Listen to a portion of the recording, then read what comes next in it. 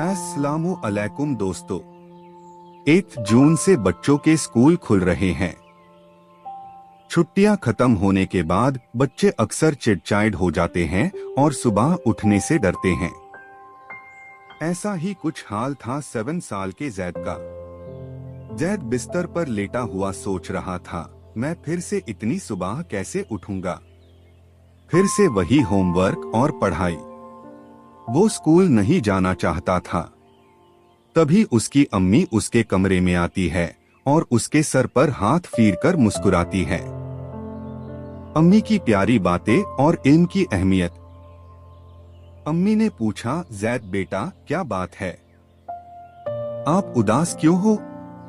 जैद रोता हुआ बोला, अम्मी मुझे स्कूल नहीं जाना।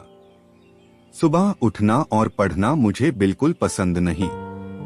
अम्मी ने यूज गेल से लगाया और कहा, बेटा क्या आपको पता है हमारे प्यारे नबी मोहम्मद सल्लल्लाहु अलैहि वसल्लम ने फरमाया है कि इल्म नॉलेज हासिल करना हर मुसलमान पर फर्ज है।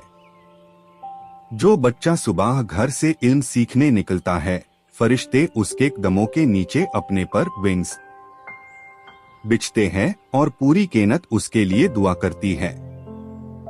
स्कूल जाने की इस्लामिक सुन्ना। जैद ने हैरत से पूछा, क्या स्कूल जाने से अल्लाह खुश होते हैं? अम्मी ने कहा, बिल्कुल। अगर आप हमारे नबी की बताई हुई सन्नेटन के मुताबिक स्कूल जाओ तो आपका स्कूल का पूरा वक्त इबादत बन जाएगा। अम्मी ने यूज 4 प्यारी सुन्नतें सिखाए। सुबह जल्दी उठना, रात को जल्दी सोए ताकि फजर की नमाज और स्कूल के लिए सुबह सुकून से आंख खुले। बिस्मिल्लाह से शुरुआत। जब भी स्कूल बैग उठाए या पढ़ने बैठे, बिस्मिल्लाह पढ़े। इसे अल्लाह पढ़ाई आसान कर देते हैं। दुआ पढ़ना, पढ़ने से पहले रब्बी जिदनी इल्मा, आए अल्लाह मेरे इल्म में इजाफा फार्मा, जरूर पढ़े। अच्छा अखलाक, स्कूल में दोस्तों से मुस्कुराकर मिलना और टीचर्स की इज्जत करना भी सड़का। जैद का बदला हुआ अंदाज। अम्मी की ये बातें सुनकर जैद का डर बिल्कुल खत्म हो गया। उसका दिल खुशी से भर गया।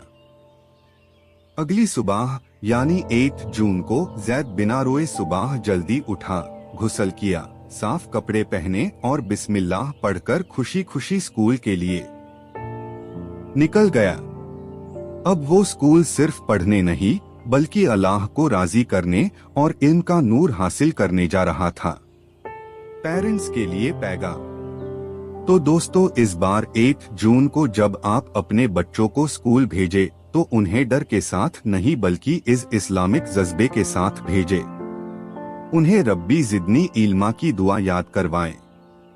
अल्लाह आपके बच्चों को कामयाब करे। अगर ये स्टोरी अच्छी लगी हो तो वीडियो को जरूर शेयर करें और SK अनकट को सब्सक्राइब करें। अल्लाह हाफिज।